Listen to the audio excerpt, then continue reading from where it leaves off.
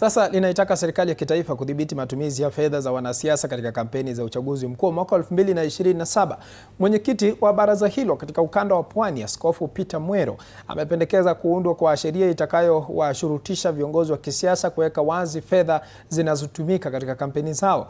Akizungumza mjini Kwale katika mkutano uliowakutanisha viongozi mbalimbali wa kanisa, Mwero aliwaonya vijana dhidi ya kupokea hongo kutoka kwa wanasiasa wanaowatumia vibaya ili kushawishi kura. Kauli hizi zinajiri baada ya Tume Huru ya Uchaguzi na Mipaka ya IEBC kutoa mwongozo wa kiwango cha fedha kinachohitajika kutumika wakati wa uchaguzi mkuu ujao, hatua ambayo inalenga kudhibiti matumizi kupitia kiasi na kuweza kuimarisha uwazi wa kisiasa.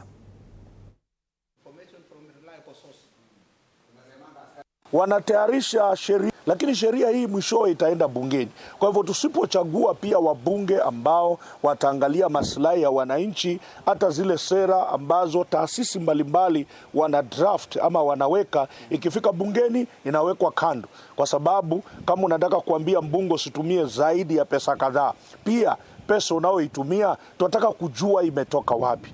Pesa isitutatize katika mambo haya. Ni waje na mikakati ambayo itazuia wanasiasa kutumia hiyo pesa kuwafanya wananchi kuwapigia kura, ambazo baada ya hapo hakuna kitu kitafanyika kuendeleza huyu mwananchi. Tuna channels nyingi za kuwasilisha matakwa yetu ama hitaji letu.